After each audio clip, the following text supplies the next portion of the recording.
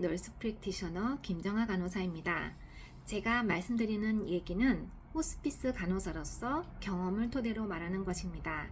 이것이 메디칼적으로 옳고 틀린 것을 떠나서 일반적인 것을 말하는 거기 때문에 예외가 많고 다양한 경우도 있을 수 있다는 것을 염두에 두고 들으시면 좋겠습니다. 오늘은 호스피스를 신청하는 가족분들이 많이 물어보는 질문 중 하나에 대해서 이야기해 보도록 하겠습니다. 일반적인 대중에게 상당히 말하기 부담스러운 주제이지만 가족 중에 호스피스 대상자가 생기는 경우에 호스피스를 설명하는 간호사들에게 정말 많이 물어보는 질문 중에 하나입니다. 언제 돌아가실 것 같나요? 이렇게 물어보시는 분이 많이 있습니다. 일단 이렇게 물어보시는 분들은 당연히 환자의 컨디션이 좋지 않기 때문입니다. 이렇게 물어보시는 분들은 대부분 의사에게도 이미 물어보신 경우가 대부분입니다. 그런데 의사 선생님이 가족이 납득할 만한 대답을 해드리지 못했을 수도 있고 아니면 가족이 그래도 한 번 더 확인하고 싶어서 물어보는 경우가 많습니다. 대부분의 닥터들이 뭐라고 대답을 하냐면 하나님만 아시죠? 이렇게 대답합니다. 맞는 말이고 간호사들도 그렇게 대답할 때가 많습니다.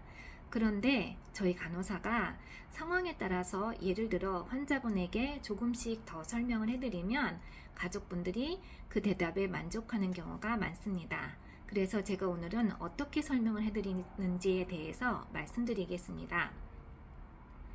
앞으로의 예측 수명에 대해서 말하는 것은 변수가 상당히 많습니다. 여러 가지 있겠지만 저는 몇 가지만 말씀드리겠습니다.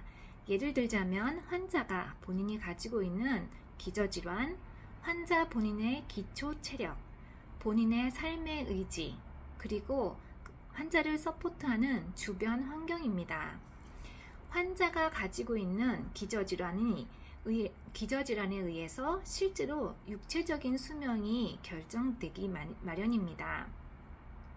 그리고 환자 본인의 기초 체력, 똑같이 식사를 안 하셔도 어떤 분들은 열흘 이상 거뜬히 사시는 분이 계시고 어떤 분들은 하루도 못 버티시는 분들이 계십니다.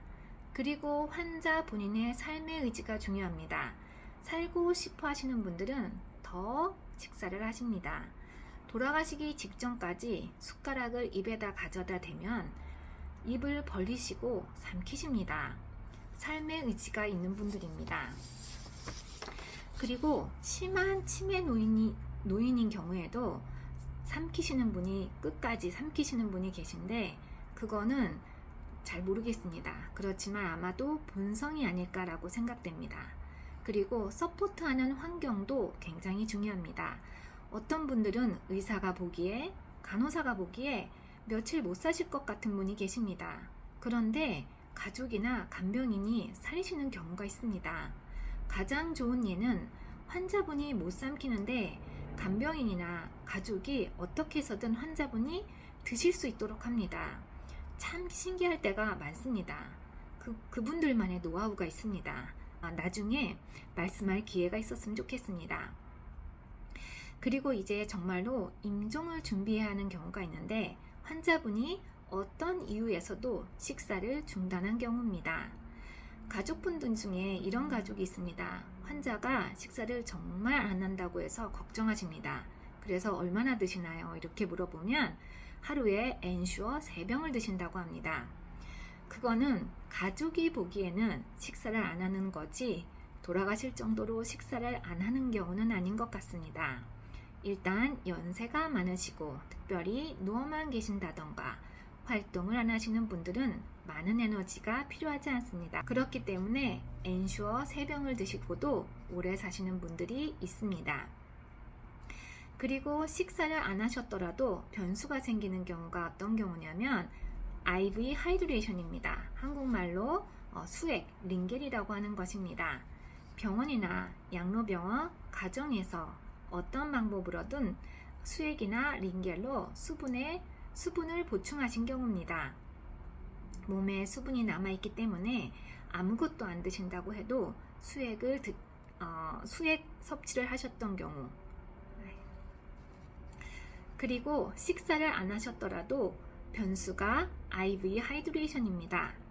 한국말로 수액이나 링겔이라고 합니다. 병원이나 양로병원, 가정에서 어떤 방법으로도 링겔을 맞으셨던 분들은 몸에 수분이 남아있기 때문에 아무것도 안 사셔도 생명을 더 연장시킬 수가 있습니다.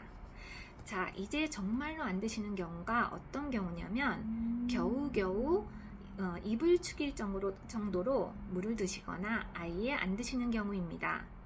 그러면 그때부터는 임종을 준비하시라고 말씀드립니다.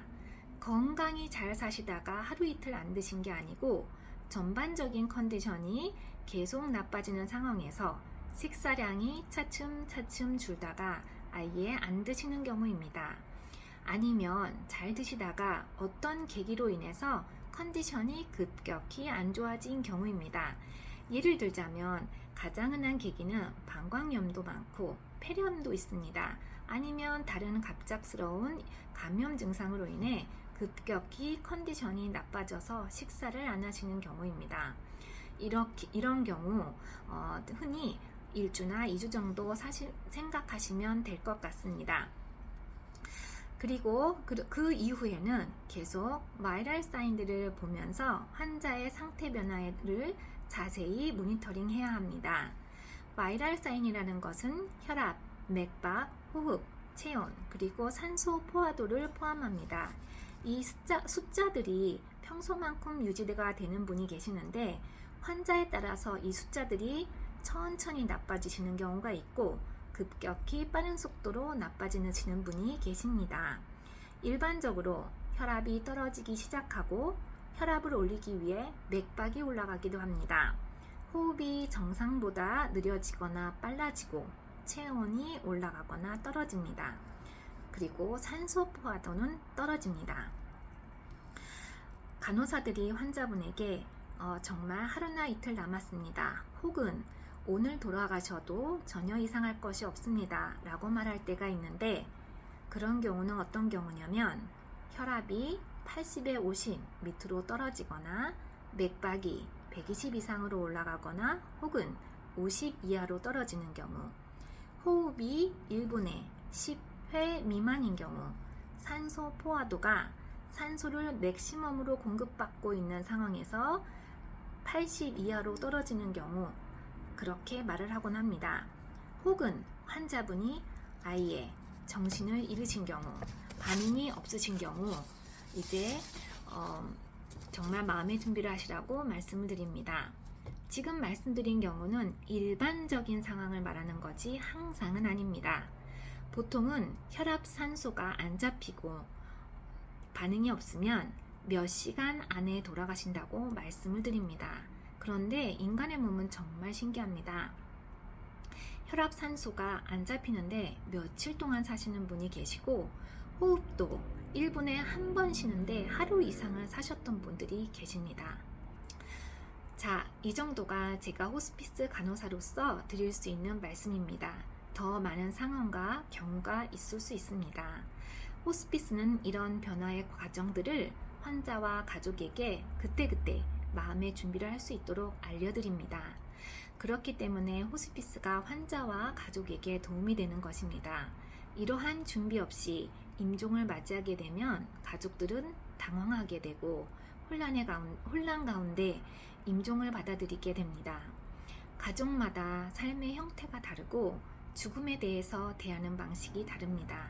그래서 어떤 것이 맞다, 어떤 것이 틀리다라고 말할 수가 없습니다.